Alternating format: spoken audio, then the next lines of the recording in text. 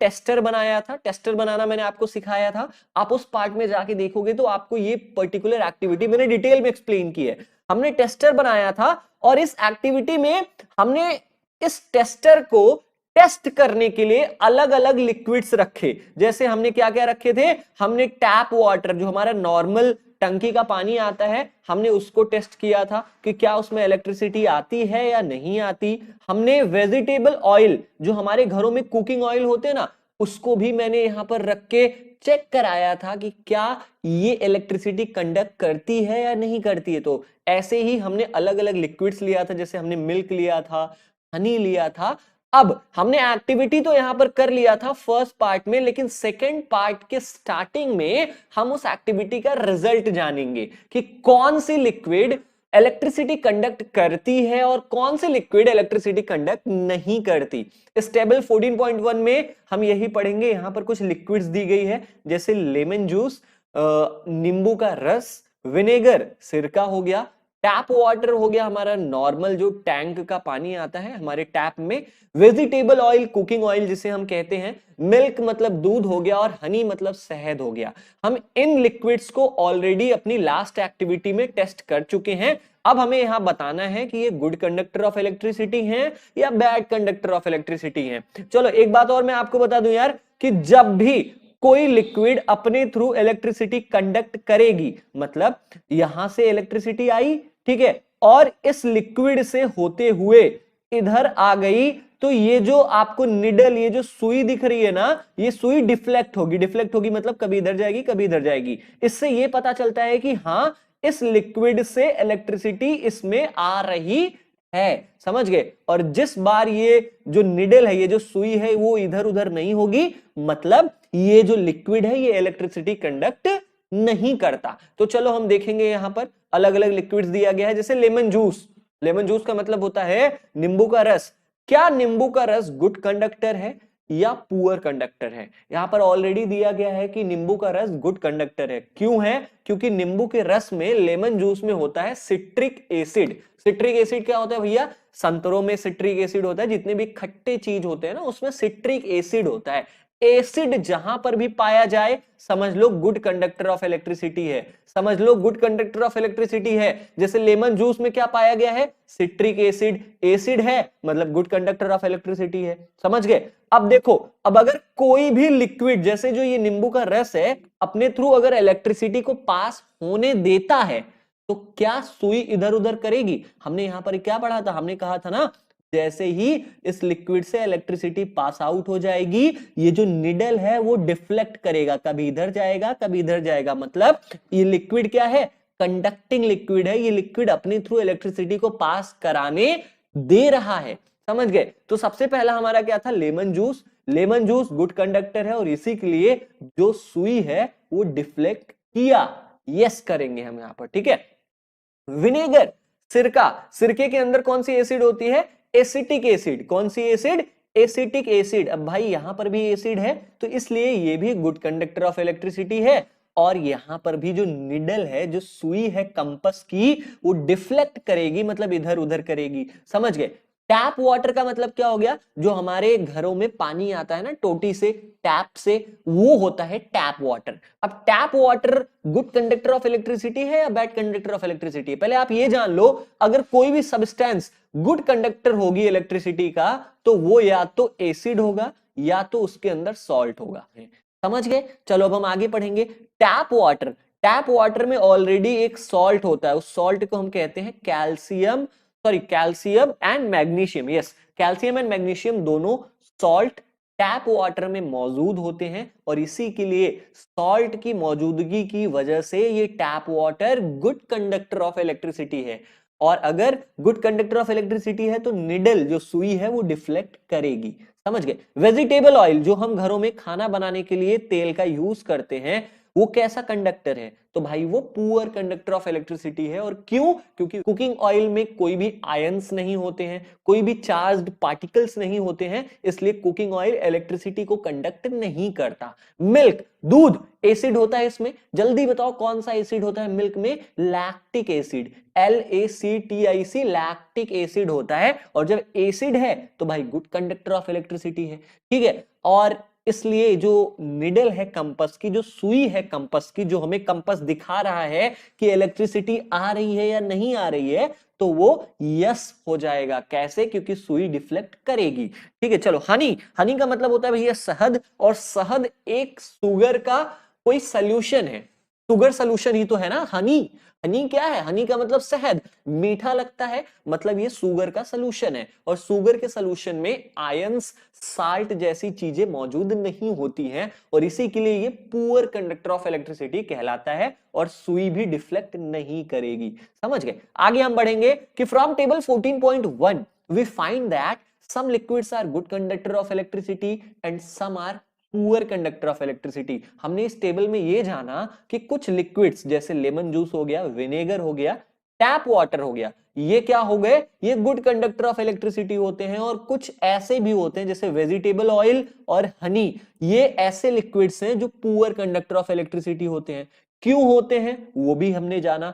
अब यहां पर पहली कुछ पूछ रही है कि when the free ends of the tester do not touch each other there is an air gap between them. अब ये जो टेस्टर अभी हमने यूज किया था, इस टेस्टर का हमने यहां पर अलग अलग प्रकार के लिक्विड्स रखे और हमने ये टेस्ट किया कि ये liquid good conductor of electricity है या ये liquid poor conductor of electricity है। लेकिन अगर इस टेस्टर के बीच में यहां पर हम कोई भी लिक्विड ना रखें तो हम देखेंगे इस टेस्टर के दो फ्री एंड्स हैं। जैसे एक फ्री एंड ये हो गया, दूसरा फ्री एंड ये हो गया, और इन दोनों एंड्स के बीच में एक गैप है। और जहां पर गैप होता है, जहां पर कुछ नहीं होता, वहां पर हवा होती है, वहां पर एयर होता है। अब पहली ये जानती है कि there is an air gap between them, इन दोनों एंड्स के बीच में एक एयर का गैप है, और इसी के लिए यहां से यहां इलेक्ट्रिसिटी पास आउट नहीं हो सकती। लेकिन पहली ने यह भी पढ़ा है कि जब आसमान में लाइटनिंग होती है, जब बिजली कड़कती है, तो आसमान का जो इलेक्ट्रिक करंट होता है ना, वो पास होके, वो आसमान से गिर के अर्थ पे, धरती पे गिर जाता है। और किसके थ्रू? एयर के थ्रू। मैं क्या बोल रहा हूं समझ में आ रहा है? जब बिजली कड़कती है तो आसमान की बिजली कभी कभी धरती पे भी गिर जाती है। आप अपने बड़ों से पूछना, वो आपको बताएंगे है जो आसमान का इलेक्ट्रिक करंट है, अगर वो बिल्डिंग पर गिर जाता है तो बिल्डिंग टूट जाती है, अगर इंसानों के ऊपर गिर जाता है तो इंसान की डेथ हो जाती है। ठीक है, लेकिन यहां पर दो अलग अलग चीजें दी गई हैं। क्या क्या? कि अगर इस टेस्टर के बीच में एयर गैप है तो यहां तो इलेक्ट्रिसिटी पास नहीं होती, लेकिन आसमान से जब बिजली कड़कती है तो वो सीधा धरती तक आ जाती है एयर के थ्रू। ये कैसे हो सकता है? अब पहेली के दिमाग में यहां से एक क्वेश्चन आया, यहां पर ये पूछना चाह रही है पहेली कि क्या सभी कंडीशंस में एयर जो है वो पुअर कंडक्टर ऑफ इलेक्ट्रिसिटी है, या कभी कभी एयर में भी इलेक्ट्रिक करंट पास हो सकता है। चलो हम पहेली को बताएंगे, लेकिन इसके पहले बूझो यहां पे पूछ रहा है कि बूझो ask whether other materials classified as poor conductors also allow electricity to pass under certain conditions। अब यहां पर जो एयर था, एयर को तो हम पुअर कंडक्टर ऑफ इलेक्ट्रिसिटी कहते हैं, लेकिन फिर भी एयर में बिजली उतर गई, एयर में इलेक्ट्रिक करंट पास हो गया। कैसे हो गया? आसमान से धरती पे आती है ना इलेक्ट्रिक करंट, कैसे होके आती है? एयर के थ्रू आती है। अब बूझो यहां पर यह पूछना चाह रहा है कि ऐसे और कौन कौन से मटेरियल्स हैं जो कहलाते तो पुअर कंडक्टर हैं, लेकिन कभी कभी गुड कंडक्टर का काम भी कर देते हैं। चलो हम पहली और बूझो को यहां पर बताएंगे कि actually under certain conditions most materials can conduct.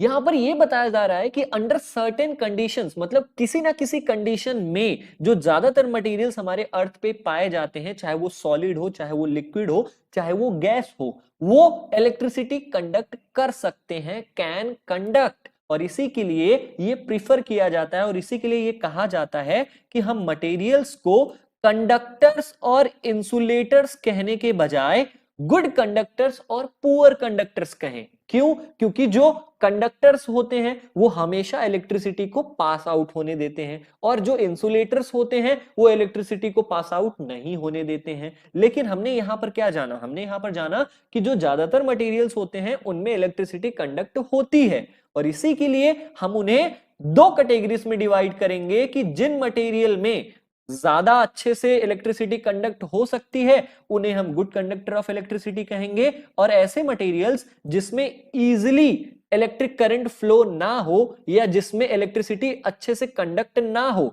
उसे हम पुअर कंडक्टर ऑफ इलेक्ट्रिसिटी कहेंगे, लेकिन कंडक्टर कहेंगे ही कहेंगे, क्योंकि किसी ना किसी कंडीशन में ज्यादातर मटेरियल्स इलेक्ट्रिसिटी कंडक्ट करते ही करते हैं। We have tested the conduction of electricity through tap water. हमने अभी पिछले पार्ट में एक एक्टिविटी की थी, इस एक्टिविटी में हमने अलग अलग लिक्विड्स को चेक किया था, जैसे टैप वाटर, जैसे वेजिटेबल ऑयल। हमने मिल्क को यहां पर रख के चेक किया था कि क्या ये लिक्विड अपने थ्रू इलेक्ट्रिसिटी पास आउट होने देता है या नहीं होने देता। तो हमने उसमें क्या देखा था, हमने देखा था कि जो टैप वाटर है वो गुड कंडक्टर ऑफ इलेक्ट्रिसिटी है। जो हमारे घरों में पानी आता है उस पे बिजली उतर सकती है। अब हम क्या पता लगाएंगे, हम पता लगाएंगे कि क्या जो डिस्टिल्ड वाटर होता है, डिस्टिल्ड वाटर का मतलब क्या होता है, जो हमारे घरों में पानी आता है उसमें कुछ सॉल्ट ऑलरेडी मिक्स होते हैं, जैसे कैल्शियम और मैग्नीशियम हमारे घर में आने वाले पानी में ऑलरेडी मिक्स होता है। लेकिन जो डिस्टिल्ड वाटर होते हैं उसमें कोई भी इंप्योरिटीज नहीं होती, उसमें कोई भी सॉल्ट मिक्स नहीं होता। और अगर किसी वाटर में सॉल्ट नहीं होगा, दैट मीन्स कि उस वाटर में इलेक्ट्रिसिटी कंडक्शन ना करेगी, उस वाटर में बिजली नहीं उतरेगी। तो अब हम चेक करेंगे इस एक्टिविटी में कि क्या डिस्टिल्ड वाटर में, डिस्टिल्ड वाटर का मतलब ऐसा वाटर जिसमें 0% सॉल्ट हो, ठीक है, तो क्या ऐसे वाटर में इलेक्ट्रिसिटी कंडक्ट होगी या नहीं होगी, हम इस एक्टिविटी के थ्रू चेक करेंगे। अब चलो एक्टिविटी को स्टार्ट करते हैं। Take about 2 teaspoons of distilled water in a clean and dry plastic और rubber cap of a bottle. कोई भी बॉटल ले लो, कोल्ड ड्रिंक की बॉटल ले लो, और बॉटल का जो कैप है उस कैप में 2 चम्मच 2 टीस्पून्स ऑफ डिस्टिल्ड वाटर मिला दो। अब डिस्टिल्ड वाटर क्या होता है, ऐसा वाटर जिसमें 0% सॉल्ट हो, जिसमें नमक की मात्रा बिल्कुल भी ना हो, ऐसे वाटर को हम डिस्टिल्ड वाटर कहते हैं। अब आपको डिस्टिल्ड वाटर कहां पर मिलेगा, अपने स्कूल के साइंस लैब में जाना और टीचर से कहना कि मुझे डिस्टिल्ड वाटर चाहिए, वो आपको दे देंगे। या आपके अगल बगल अगर मेडिकल स्टोर है तो वहां पर जाना और कहना अंकल अंकल मुझे डिस्टिल्ड वाटर दे दो, वो आपको दे देंगे।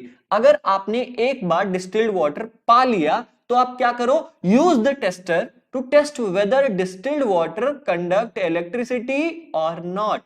अब हमने जो लास्ट पार्ट में एक्टिविटी की थी, इस एक्टिविटी में हमने ये जो टेस्टर बनाया था, इस टेस्टर के यहां पर हमने अलग अलग लिक्विड्स को रखा और टेस्ट किया कि क्या ये liquids good conductor of electricity हैं या ये liquids bad conductor of electricity हैं। सेम ऐसे ही अब हम यहां पर रखेंगे डिस्टिल्ड वाटर, ठीक है। अब डिस्टिल्ड वाटर को हम चेक करेंगे कि क्या distilled water good conductor of electricity है या पुअर कंडक्टर ऑफ इलेक्ट्रिसिटी है, ठीक है। अब जब हमने यहां पर टेस्ट किया तो व्हाट डू यू फाइंड, तुमने क्या देखा, हमने देखा भाई साहब कि डिस्टिल्ड वाटर से इलेक्ट्रिसिटी कंडक्ट नहीं होती है, डिस्टिल्ड वाटर से इलेक्ट्रिसिटी पास नहीं होती है। इसका मतलब क्या है कि distilled water poor conductor of electricity है। Now dissolve a pinch of common salt in distilled water. अब डिस्टिल्ड वाटर में तुम क्या करो कि एक चुटकी नमक मिला दो, ठीक है, उसी पानी में, जिस पानी को अभी हमने टेस्ट किया कि क्या इसमें इलेक्ट्रिसिटी आती है या नहीं आती, उसी वाटर में एक चुटकी नमक मिला दो।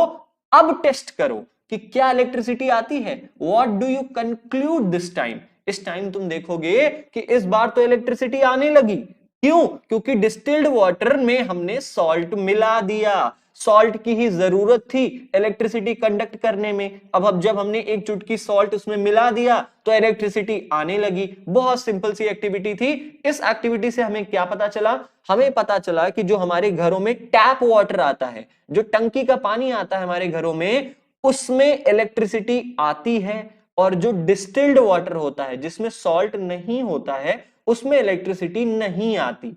समझ गए। आगे हम बढ़ेंगे कि when salt is dissolved in distilled water we obtain salt solution। जब हमने एक चुटकी नमक और डिस्टिल्ड वाटर में मिला दिया तो अब ये वाटर सॉल्ट का सोल्यूशन बन गया। इसका मतलब क्या है कि अब इस वाटर में नमक की मात्रा बढ़ गई है, ठीक है। This is the conductor of electricity. अब जो ये वाटर है ये इलेक्ट्रिसिटी को कंडक्ट करेगा। क्यों करेगा, क्योंकि इलेक्ट्रिसिटी कंडक्ट करने के लिए सॉल्ट की क्वांटिटी होनी चाहिए, थोड़ी सी नमक की मात्रा होनी चाहिए। और जब हमने नमक मिला दिया तो ये जो वाटर है ये इलेक्ट्रिसिटी कंडक्ट करने लगा। आगे चलते हैं कि the water that we get from sources such as taps, hand pumps, wells and ponds is not pure. जो पानी हमारे घरों में आता है, जैसे टोटी का पानी हो गया, हैंडपंप का पानी हो गया, कुएं का पानी हो गया, तालाब का पानी जो हमारे घरों में आता है अलग अलग पर्पसेस के लिए, बर्तन धोने के लिए, कपड़े साफ करने के लिए, ये पानी पूरी तरीके से प्योर नहीं होता। क्यों नहीं होता? इट में contain several salts dissolved in it. इस पानी में ऑलरेडी पहले से ही कुछ नमक की मात्रा मिली हुई होती है। इसमें अलग अलग तरीके के सॉल्ट ऑलरेडी मौजूद होते हैं, जैसे कैल्शियम हमारे घरों में आने वाले पानी में ऑलरेडी प्रेजेंट होता है, मैग्नीशियम हमारे घरों में आने वाले पानी में ऑलरेडी प्रेजेंट होता है। ठीक है, ये सब ऐसे सॉल्ट हैं जो हमारे घरों में आने वाले पानी को इम्प्योर बनाते हैं। और इन्हीं सॉल्ट की वजह से जो टैप वाटर है, हैंडपंप का वाटर है, हमारे कुएं का पानी है, ये सब इजीली इलेक्ट्रिसिटी कंडक्ट करते हैं क्योंकि इसमें सॉल्ट की मात्रा होती है। ठीक है, small amounts of mineral salts are naturally present in it, this water is thus a good conductor of electricity.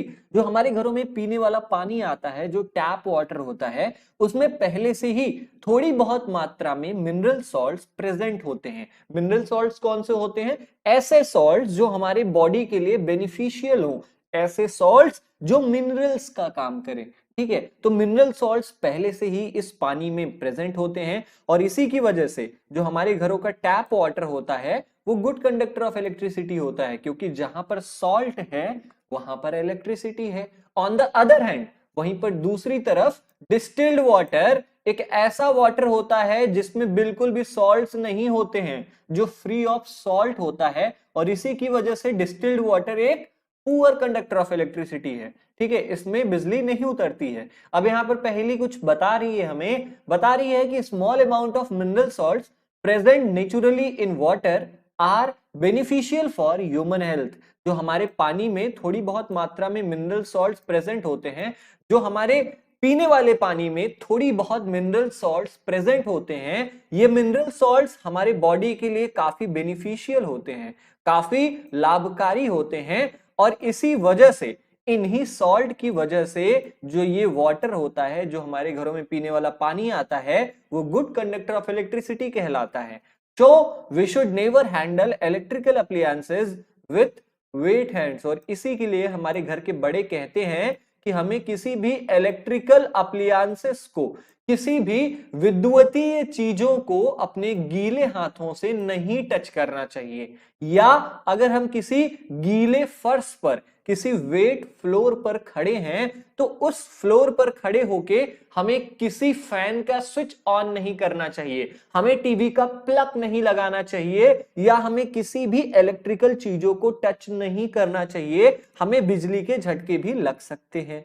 ठीक है, we have found that common salt when dissolved in distilled water makes it a good conductor। हमने ये देखा, हमने अभी जो इसके पहले वाली एक्टिविटी की थी उसमें हमने डिस्टिल्ड वाटर में जैसे ही एक चुटकी नमक मिलाया, ये distilled water good conductor of electricity बन गया। इस डिस्टिल्ड वाटर से इलेक्ट्रिसिटी पास आउट होने लगी। What are the other substances? यहां पर सबसे जानने वाली बात तो यह है कि और कौन से ऐसे सब्सटेंसेस हैं जिन्हें अगर डिस्टिल्ड वाटर में मिला दिया जाए तो हमारा डिस्टिल्ड वाटर गुड कंडक्टर बन सकता है। मतलब नमक के अलावा और कौन कौन सी ऐसी चीजें हैं जिसे अगर हम डिस्टिल्ड वाटर में मिक्स कर दें, मिला दें, तो वो हमारा water good conductor of electricity बन जाए। चलो पता करते हैं। अब आपको यहां पर चेतावनी दी जा रही है, caution, do the next activity under the supervision of your teacher, parent और सम एल्डरली पर्सन। जो अगली एक्टिविटी है, एक्टिविटी नंबर 14.5, इस एक्टिविटी को अपने किसी टीचर, पेरेंट या अपने घर के किसी भी बड़े इंसान की देखरेख में करना। क्यों? Because the use of acid is involve in it, क्योंकि इस एक्टिविटी में एसिड का यूज किया गया है और एसिड आपके लिए डेंजरस हो सकता है, एसिड आपकी स्किन को भी जला सकता है। अब हम डायरेक्टली इस एक्टिविटी को करेंगे। Activity number 14.5, take 3 clean plastic और रबर कैप्स ऑफ बॉटल्स। आपको करना क्या है, आपके घर में जो प्लास्टिक के बॉटल्स आते हैं, चाहे वो कोल्ड ड्रिंक के बॉटल्स हो गए, चाहे वो बिस्लेरी के बॉटल्स हो गए, उन बॉटल्स के कैप्स आपको चाहिए। आपको इस एक्टिविटी करने के लिए कम से कम 3 कैप्स चाहिए, 3 ढक्कन चाहिए। अब आपको 3 कैप्स अगर मिल गए हैं तो करना क्या है आपको, pour about 2 teaspoons of distilled water in each of them. आपको उन तीनों कैप्स में 2-2 ढक्कन डिस्टिल्ड वाटर रख देना है। डिस्टिल्ड वाटर कहां मिलेगा आपको, आपके साइंस लैब में मिल जाएगा, या आप किसी भी मेडिकल स्टोर में जाके डिस्टिल्ड वाटर पा सकते हो, खरीद सकते हो। ठीक है, add a few drops of lemon juice और dilute hydrochloric acid to a distilled water in 1 cap. अब आपके पास 3 कैप्स हैं, इन तीनों कैप्स में डिस्टिल्ड वाटर पहले से रखा गया है। आपको पहले वाले कैप में कुछ नींबू के रस की बूंदें मिला देनी है, कुछ लेमन जूस के फ्यू ड्रॉप्स आपको पहले वाले कैप में मिक्स कर देना है। अगर आपके पास लेमन जूस नहीं है तो आप क्या कर सकते हो, आप डाइल्यूट हाइड्रोक्लोरिक एसिड का भी यूज कर सकते हो पहले वाले कैप में। ठीक है, अब दूसरे वाले कैप में आपको क्या करना है, बेस मिलाना है। आप कोई भी बेस मिला सकते हो, चाहे आप कॉस्टिक सोडा का यूज होता है साबुन बनाने में, कॉस्टिक सोडा का यूज होता है मोमबत्तियां बनाने में, कैंडल्स बनाने में। तो आप कॉस्टिक सोडा की कुछ बूंदे या पोटेशियम आयोडाइड की कुछ बूंदें दूसरे वाले कैप में मिला सकते हो, मिक्स कर सकते हो। अब आपको तीसरे वाले कैप में क्या मिलाना है, add a little sugar to the distilled water in the third cap and dissolve it. तीसरे वाले कैप में आपको कुछ शुगर, कुछ चीनी मिला देनी है और इसको मिला देना है, पूरा एकदम डिसॉल्व कर देना है। ठीक है, अब हमारे पास 3 टाइप के अलग अलग लिक्विड्स हैं। पहला लिक्विड हमारा एसिड का सॉल्यूशन है, दूसरा लिक्विड हमारा बेस का सॉल्यूशन है, और तीसरा लिक्विड हमारा शुगर का सॉल्यूशन है। अब हम इन तीनों लिक्विड्स को चेक करेंगे टेस्टर का यूज करके कि क्या इन लिक्विड्स में इलेक्ट्रिसिटी आती है या नहीं आती। जब तुम इन टेस्ट को करोगे ना तो तुम देखोगे कि जो एसिड का सॉल्यूशन है इसमें भी इलेक्ट्रिसिटी आती है, और ये जो बेस का सॉल्यूशन है इसमें भी इलेक्ट्रिसिटी आती है, लेकिन इस शुगर सॉल्यूशन में इलेक्ट्रिसिटी नहीं आती है। Sugar solution poor conductor of electricity है। क्यों, क्योंकि यहां पर सीधा सीधा दिया गया है कि most liquids that conduct electricity are solutions of acids, bases and salts. यहां पर डायरेक्टली ये कहा गया है कि ज्यादातर लिक्विड्स जो इलेक्ट्रिसिटी कंडक्ट करते हैं, मोस्ट लिक्विड्स जो गुड कंडक्टर ऑफ इलेक्ट्रिसिटी होते हैं, वो या तो एसिड के सॉल्यूशन होते हैं, वो या तो बेस के सॉल्यूशन होते हैं, वो या तो सॉल्ट के सॉल्यूशन होते हैं, वो शुगर के सॉल्यूशन नहीं होते हैं। और इसी वजह से जिस कैप में हमने शुगर मिक्स किया है उस कैप के डिस्टिल्ड वाटर में इलेक्ट्रिसिटी कंडक्ट नहीं होगी। When an electric current flows through a conducting solution, does it produce an effect on the solution? अब हमने यहां पर देख लिया कि कौन से लिक्विड्स में इलेक्ट्रिसिटी आ सकती है। अब जब एक बार किसी भी लिक्विड में, चाहे एसिड का सॉल्यूशन हो गया, जैसे डिस्टिल्ड वाटर में हमने कुछ बूंदे नींबू का रस मिला दिया, तो ये लिक्विड में इलेक्ट्रिसिटी आने लगी। ठीक है, अब जब इस लिक्विड में इलेक्ट्रिसिटी पास होती है तो इस लिक्विड में कुछ केमिकल रिएक्शन होते हैं, और उन केमिकल रिएक्शन से बहुत सारे इफेक्ट्स, बहुत सारे फर्क पड़ते हैं उस लिक्विड पे। तो चलो उन्हीं इफेक्ट्स के बारे में हम नेक्स्ट वाले topic chemical effects of electric current में पढ़ेंगे। चलो स्टार्ट करते हैं।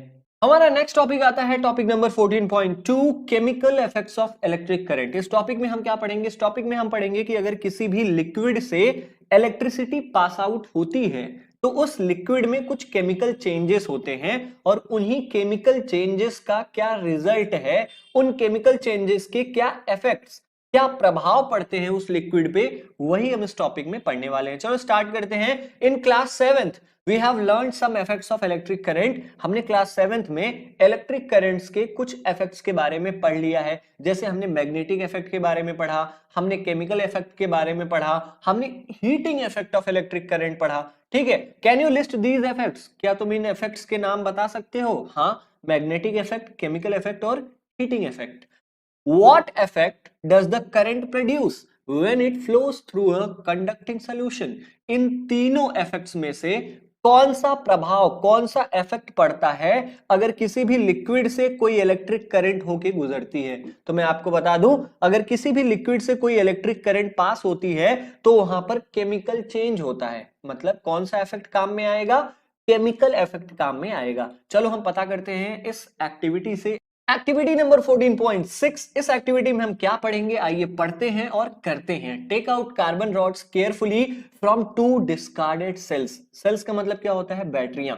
बैटरियों के बीच में लगा होता है कार्बन रॉड्स, ठीक है। जैसे देखो ये बैटरी है और इस बैटरी के बीच में एक रॉड है, एक अंदर तक रॉड गई है और इसी रॉड को हम कार्बन रॉड कहते हैं। दो बैटरियों के बीच में से कार्बन रॉड्स को निकाल लो, कम से कम दो कार्बन रॉड्स हो, ठीक है। उसके बाद क्या करो, clean there metal caps with sand paper. जैसे देखो ये रॉड ही है, ठीक है, और ये होता है मेटल कैप, जो ऊपर का कैप ढक्कन टाइप का लगा है ना इस कार्बन रॉड में, इसे हम मेटल कैप कहते हैं। तो यहां पर क्या कहा जा रहा है, यहां पर कहा जा रहा है कि इन रॉड्स के मेटल कैप्स को साफ कर लो, क्लीन कर लो। किस चीज से, बालू कागज से।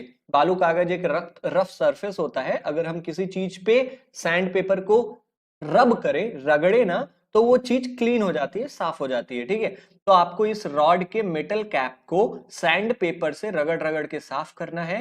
Rap copper wires around the metal caps of the carbon rods. आप देख रहे हो इन रॉड्स का ये जो मेटल कैप्स है, इनके चारों ओर ना वायर्स, कॉपर, तांबे के तार बांध दो। उसके बाद क्या करो, and join them to a battery, और उन्हें बिल्कुल ऐसे, जैसे एक रॉड यहां पर है, इसका वायर निकाल के यहां पर ला दो, और एक रॉड यहां पे है, इसका वायर निकाल के यहां पर ला दो और इसे बैटरी से जोड़ दो, ठीक है। अब ये जो रॉड्स हैं, इन रॉड्स को हम रॉड्स ना कह के क्या कहेंगे, हम इलेक्ट्रोड्स कहेंगे। क्या कहेंगे, इलेक्ट्रोड्स। याद रखना, इन्हीं कार्बन रॉड्स को हमने एक नाम दे दिया है, इलेक्ट्रोड्स, ठीक है। चलो आगे देखते हैं कि instead of carbon rods you may take two iron nails about 6 centimetre long. अब यहां पर जो आपको बैटरी के रॉड्स आपने लिए हैं, अगर आप ये ना लेना चाहें तो आप दो लोहे की कील ले सकते हैं। लोहे की कील को कम से कम 6 सेंटीमीटर लंबा होना जरूरी है, कम से कम 6 सेंटीमीटर की लोहे की कील लीजिएगा, ठीक है। अब आगे आपको क्या करना है, pour a cup full of water in a glass plastic bowl. बिल्कुल ऐसे जैसे फिगर में दिखाया गया है, कोई प्लास्टिक का या शीशे का बर्तन ले लो और इस बर्तन में पानी डाल दो, ठीक है। और इस पानी में आपको क्या मिलाना है, add a few drops of lemon juice या सॉल्ट। आपको उस पानी में हल्का फुल्का नमक या कुछ बूंदे नींबू का रस मिला देना है, जिससे क्या हो जाए, जिससे ये लिक्विड जो है वो इलेक्ट्रिसिटी कंडक्ट करने लगे। उसके बाद आपको क्या करना है, now immerse the electrodes in this solution. अब आपने जब एक बार एक बर्तन ले लिया, इसमें पानी डाल दिया, पानी में आपने कुछ नमक भी डाल दिया या नींबू का रस डाल दिया, जिससे इस पानी में इलेक्ट्रिसिटी आने लगी। तो अब क्या करना है, जो हमने ये इलेक्ट्रोड बनाया था, यहां पर तार लगाया था, इसको इस लिक्विड में डिप कर दो, इमर्स कर दो। इमर्स का मतलब डुबो दो। Make sure that the metal caps of the carbon rods are outside of water. ध्यान रखना कि वो जो मेटल कैप्स, जो ऊपर के ढक्कन है ना, जहां पर हमने वायर लपेटे हुए हैं, वो पानी के बाहर रहे। वेट फॉर 3-4 मिनट्स, ऐसे ही कम से कम 3-4 मिनट रहने दो, बिल्कुल ऐसे, ठीक है। ऐसे डुबो दो, बैटरी से कनेक्ट कर दो और ऐसे ही 3-4 मिनट छोड़ दो। Observe the electrodes carefully. आपको 3-4 मिनट ऐसे ही रहने देना है। उसके बाद इलेक्ट्रोड्स, जो ये रॉड्स हैं, आप देखो, इनको एकदम केयरफुली देखो और देखो कि क्या हो रहा है। आप क्या देखोगे, do you notice any gas bubble near the electrodes. तुमने क्या तुमने इन रॉड्स के अगल बगल 3-4 मिनट बाद गैस के बबल्स देखे क्या। जैसे अगर पानी उबालते हैं हम तो बबल्स आता है कि नहीं, सेम ऐसे ही तुम देखोगे कि जब हम इस लिक्विड से इलेक्ट्रिक करंट पास कराएंगे तो इस इलेक्ट्रोड्स, ये जो कार्बन रॉड्स हैं, इनके अगल बगल से बबल्स आने लगेंगे। क्यों, क्योंकि जो ये वाटर है H2O, अब यहाँ का हाइड्रोजन अलग हो गया है और ऑक्सीजन अलग हो गया है। दैट मीन्स कि जो ऑक्सीजन है वो बबल्स के फॉर्म में बाहर निकल जा रहा है और हाइड्रोजन यहीं कहीं पर है। मतलब एक इलेक्ट्रोड पर हाइड्रोजन आके चिपक जाएगा और एक इलेक्ट्रोड पर ऑक्सीजन आके चिपक जाएगा। समझ गए। चलो अब हम आगे चलते हैं। यहां पर और कुछ आपसे पूछा जा रहा है, पूछा जा रहा है कि क्या हम इस चेंज को केमिकल चेंज का नाम दे सकते हैं। हाँ बिल्कुल दे सकते हो। क्यों, क्योंकि यहां पर कोई नया केमिकल फॉर्म हुआ ना, H2O ब्रेक हो गया और हाइड्रोजन अलग हो गया और ऑक्सीजन अलग हो गया। Recall the definition of chemical change that you learned in class 7 में हमने केमिकल चेंज की डिफिनीशन याद की थी। केमिकल चेंज की डिफिनीशन क्या थी? केमिकल चेंजेस ऐसे चेंजेस होते हैं जिसमें कोई न्यू सब्सटेंस फॉर्म हो जाए, कोई नई चीज उत्पत्ति हो जाए, उसे हम केमिकल चेंज कहते हैं। तो यहां पर H2O खत्म होकर हाइड्रोजन और ऑक्सीजन अलग हो गया। यहां पर किसी साइंटिस्ट के बारे में बताया गया है कि इन ईयर 1800 एक इंग्लैंड के केमिस्ट थे, एक ब्रिटेन के केमिस्ट थे जिनका नाम था विलियम निकोलसन। इनका जन्म 1753 में हुआ था और इनकी डेथ 1815 में हो गई थी। ठीक है, इन्होंने एक एक्सपेरिमेंट किया और इन्होंने इस एक्सपेरिमेंट में दिखाया कि अगर इलेक्ट्रोड्स को हम वाटर के अंदर इमर्स कर दें, अगर इलेक्ट्रोड्स को हम पानी के अंदर डुबो दें, बिल्कुल इस फिगर में जैसे किया गया है कि इलेक्ट्रोड्स को पानी के अंदर डुबा दिया गया है, तो अगर हम इलेक्ट्रोड्स को पानी के अंदर इमर्स कर दें और अगर इस वाटर से इलेक्ट्रिक करंट को पास कराएं तो क्या होगा? Bubbles of oxygen and hydrogen were produced. In electrodes के अगल बगल से ना एयर बबल्स निकलने लगेंगे और ये एयर बबल्स हाइड्रोजन के बबल्स होंगे, ऑक्सीजन के बबल्स होंगे। समझ में आया? ठीक है, oxygen bubbles formed on the electrode connected to the positive terminal of the battery. जो ऑक्सीजन के बबल्स होंगे वो ऐसे इलेक्ट्रोड के अगल बगल से निकलेंगे, जैसे देखो ये हमारा बैटरी है और बैटरी ये अगर प्लस का टर्मिनल है और अगर ये मान लेते हैं नेगेटिव का टर्मिनल है, ठीक है, प्लस के टर्मिनल से जो भी इलेक्ट्रोड कनेक्टेड होगा इस इलेक्ट्रोड के अगल बगल से ऑक्सीजन के बबल्स निकलेंगे और जो दूसरा वाला इलेक्ट्रोड होगा इसके अगल बगल से हाइड्रोजन के बबल्स निकलेंगे। समझ गए? यही थ्योरी विलियम निकोलसन ने दिया था ईयर 1800 में। समझ में आया? आगे चलते हैं हम। The passage of an electric current through a conducting solution causes chemical reaction. यहां पर बताया गया है कि अगर किसी भी कंडक्टिंग लिक्विड से, अगर किसी भी गुड कंडक्टर ऑफ इलेक्ट्रिसिटी वाले लिक्विड से इलेक्ट्रिक करंट को अगर हम पास कराएं तो उस लिक्विड में केमिकल रिएक्शंस होंगे और उन केमिकल रिएक्शंस की वजह से कुछ इफेक्ट्स पड़ सकते हैं। कौन कौन से इफेक्ट पड़ सकते हैं? पहला इफेक्ट पड़ेगा कि हो सकता है कि अगर किसी लिक्विड से हम इलेक्ट्रिक करंट को पास कराएं तो उस लिक्विड में इलेक्ट्रोड्स के अगल बगल से बबल्स निकलने लगे और ये बबल्स एयर के बबल्स होंगे, गैस के बबल्स होंगे। ठीक है, जैसे ऑक्सीजन के बबल्स हो सकते हैं, हाइड्रोजन के बबल्स हो सकते हैं, ये इलेक्ट्रोड्स के अगल बगल से निकलने लगेंगे, जैसे हमने अभी जस्ट ऊपर पढ़ा। ठीक है, डिपॉजिट्स ऑफ मेटल।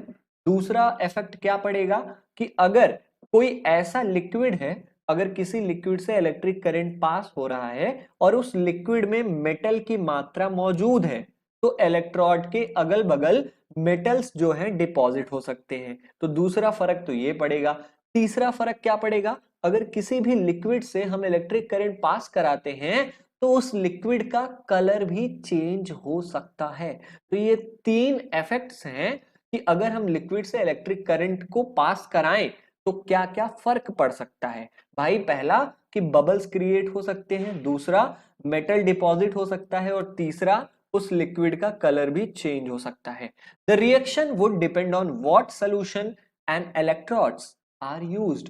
अब इन तीनों में से कौन सा इफेक्ट पड़ेगा? क्या कलर ऑफ क्या चेंज ऑफ कलर होगा या मेटल डिपॉजिट होगा या इलेक्ट्रोड्स के अगल बगल से बबल्स निकलेंगे? इन तीनों में से क्या होगा ये डिपेंड करता है कि हम कौन से लिक्विड से इलेक्ट्रिसिटी पास करा रहे हैं या हम कौन से इलेक्ट्रोड्स या कार्बन रॉड्स यूज कर रहे हैं। ठीक है, इस पर डिपेंड करता है कि कलर चेंज होगा कि मेटल्स डिपॉजिट होंगे या बबल्स क्रिएट होंगे। ठीक है, these are some of the chemical effects of the electric current. ये जो तीन यहाँ पर पॉइंट्स बताए गए हैं कि गैस के बबल्स निकलने लगेंगे, मेटल डिपॉजिट हो जाएगा और चेंज ऑफ कलर हो जाएगा, ये तीनों chemical effects of electric current कहलाते हैं। समझ में आया? आई होप आपको ये टॉपिक अच्छे समझ में आया होगा और ये पार्ट पढ़ने में और भी ज्यादा मजा आया होगा। हम लास्ट पार्ट